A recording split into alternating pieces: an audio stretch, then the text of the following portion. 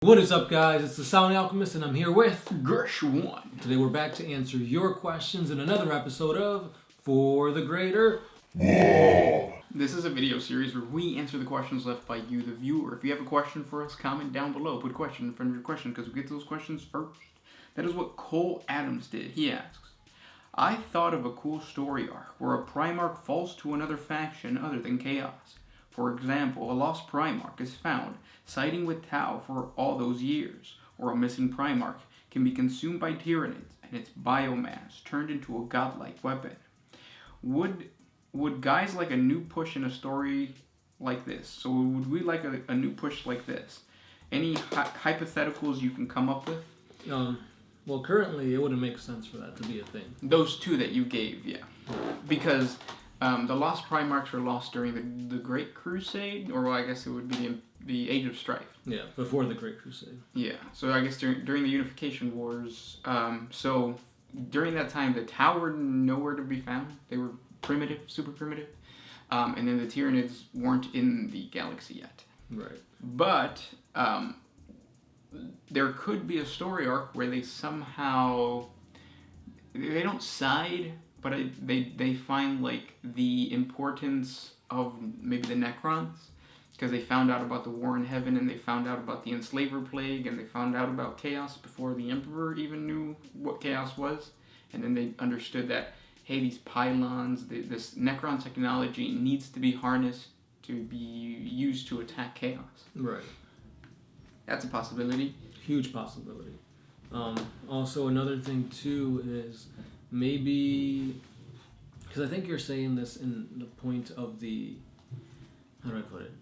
Like a what if scenario? Yeah. So, like, what if the Tau or the Tyranids were present in 30K? I think that would change a lot of things, because not only would because when you think about it, the Tau rose to power because of the Ethereals. So if for some reason, let's say a Primarch was found within the Tau and they were already to that point where they were technologically advanced and they had the ethereal control, do you think that they would side with the greater good? Or would the Ethereals find a way to kind of brainwash a Primarch to their cause? I don't think that they would be able to brainwash a Primarch just because the genetic...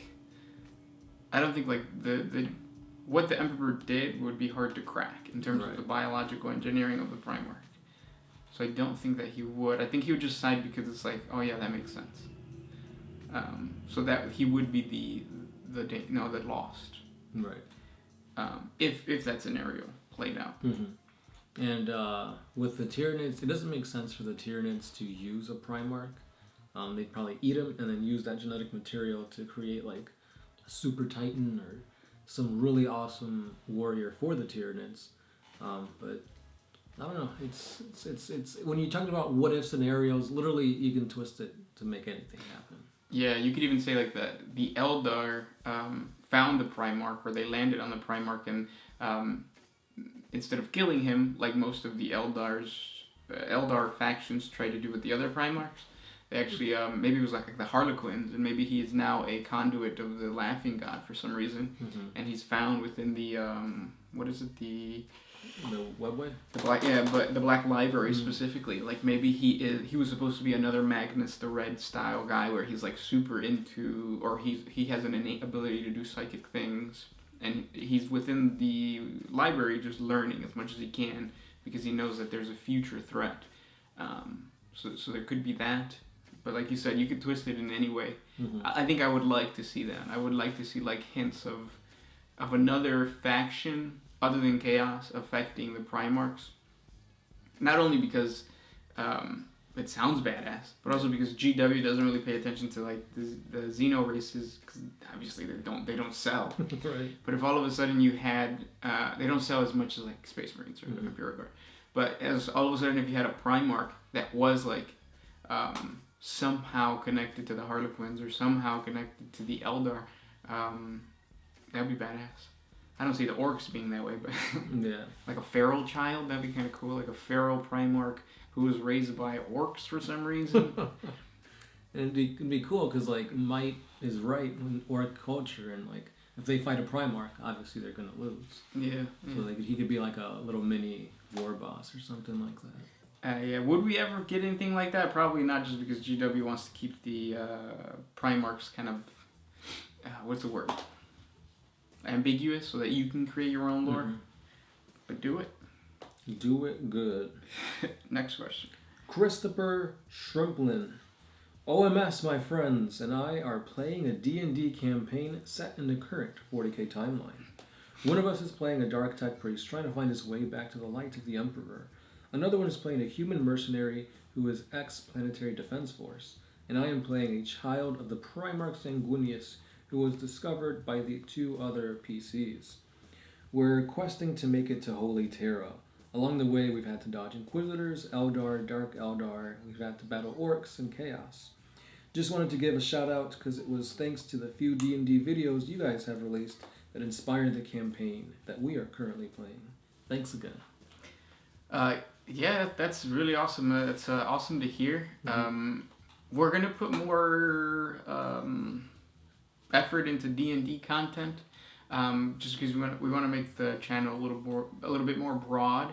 But at the same time, we want to maintain that 40K lore aspect, so everything that we do is going to be slightly influenced by 40K. The thing you need to take advantage of is the fact that 40K is not a fantasy setting; it's a grim, dark setting. Right. So I want to see you guys encounter tell your DM, you have to encounter some type of pilgrim group that's traveling to Terra, and you can do so much with that kind of stuff. Check out the Dark Heresy videos that we've done. We've done a lot. But there's a bunch of cults that seem cool and good for the Imperial Creed, but then you find out that they're either just naturally grim, dark, and sadistic, or they are touched by chaos. Yeah. So I would love to see that. Yeah, with 40K, there's so much you can cover. Go to a pleasure world and find out there's actually a Slaneshi cult inside of it.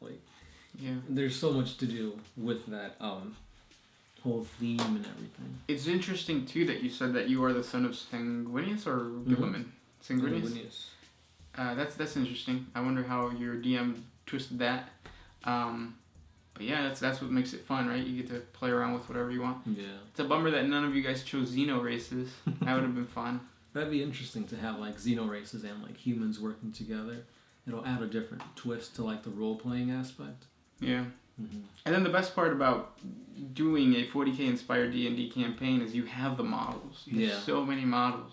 And the one thing because we've played a couple different sessions with different DMs, and I think the number one thing is that for me, the most exciting and entertaining sessions are the ones that have set pieces, miniatures, and you have an actual visual on the table. Maybe it's because we play 40K first, and but that's usually the best part. So I hope that he's taking advantage of that. Oh yeah, definitely.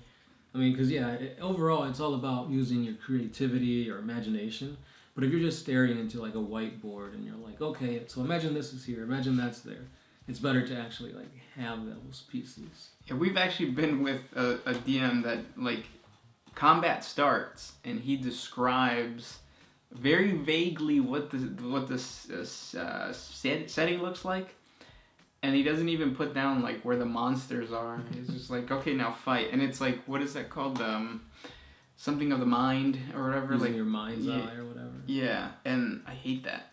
I really don't like that. Right, because I feel if you're visually seeing it, you could plan out your things better. Where it's oh, there's a pillar here. Maybe I could push that over and squish the enemies or whatever. And then he's no, there's no pillar there.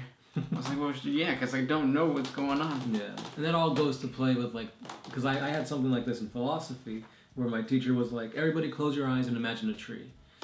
Draw out the tree afterwards. And then everybody held up their papers and it's it's a tree. Obviously you know what a tree looks like, but you look around the room, it's oh, there's a pine tree, there's a palm tree, there's a tree during winter, there's a tree without leaves. So just because you're imagining a tree, it could be so many things. Yeah. So remind your DM to use as many minis and terrain as possible. Next question comes from Born Bitter. Seeing as how the Imperium named one of the Tyranid sects, High Fleet Tiamat or Tiamat. Is that proof that D&D is still relevant in 40K? If so, what edition are they on?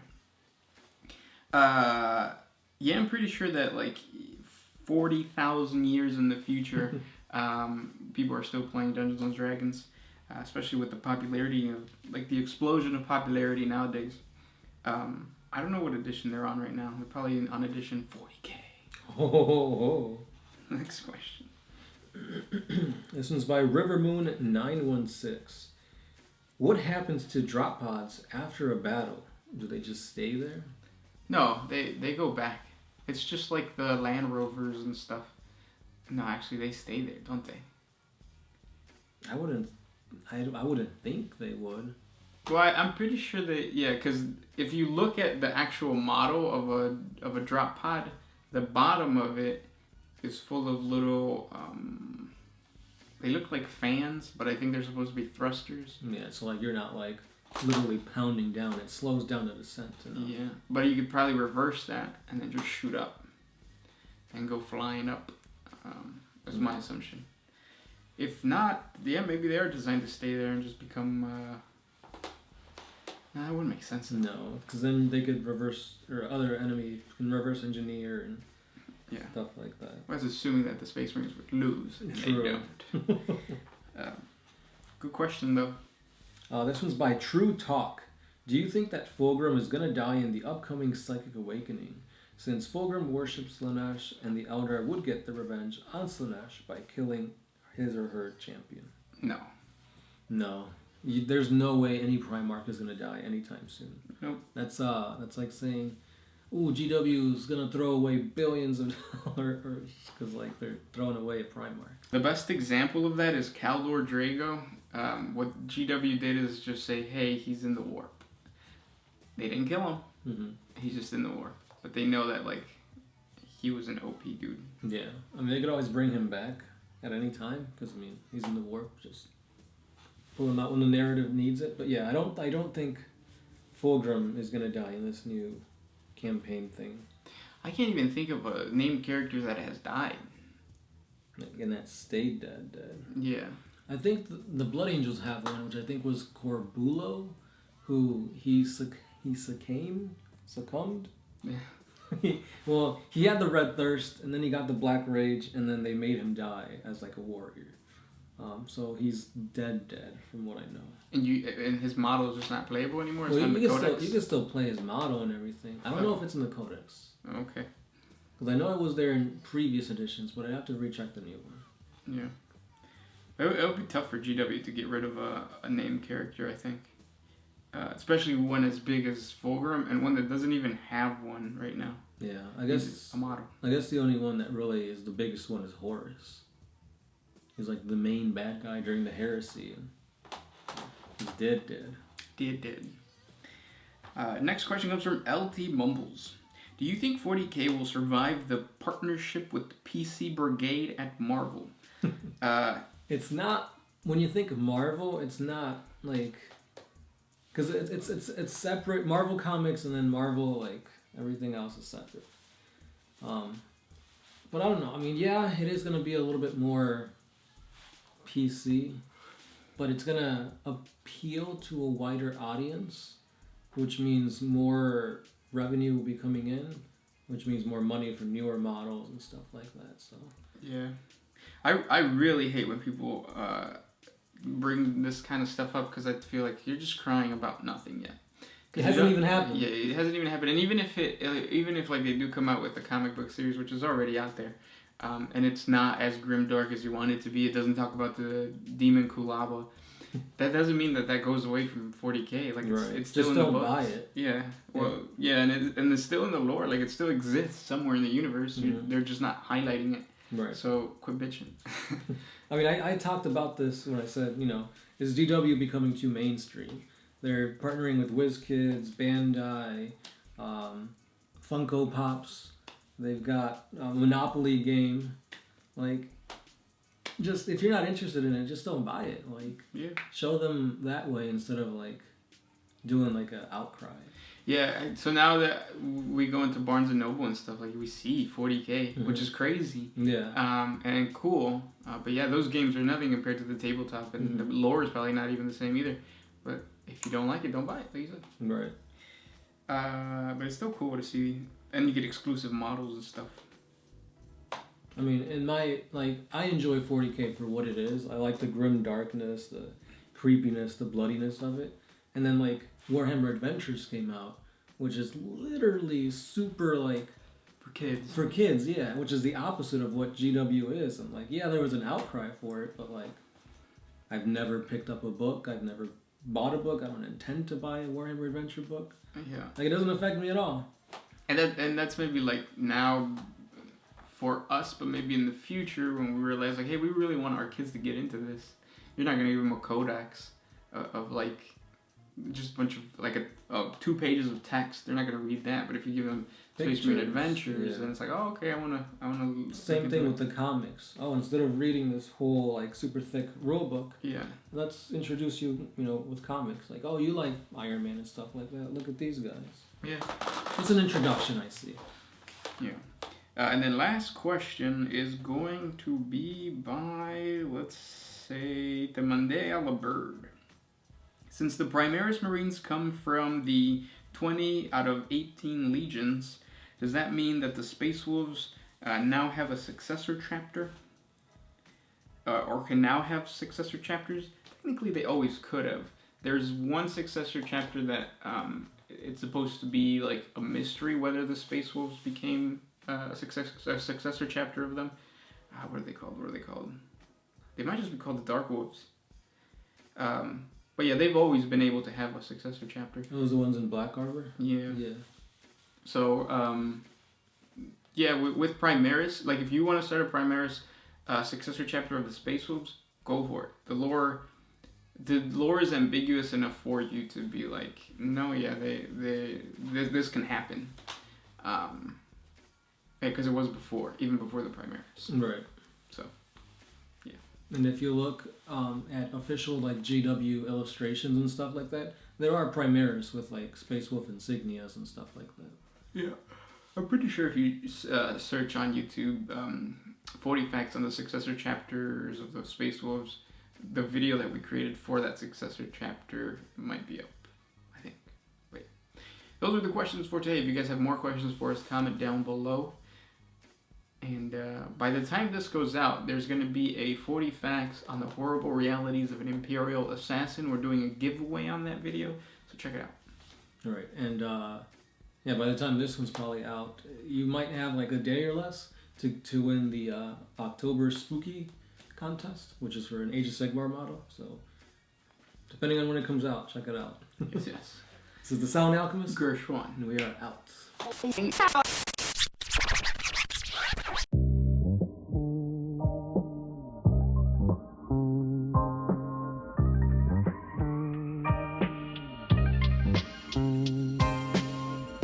Always used to put my freedom first in any situation.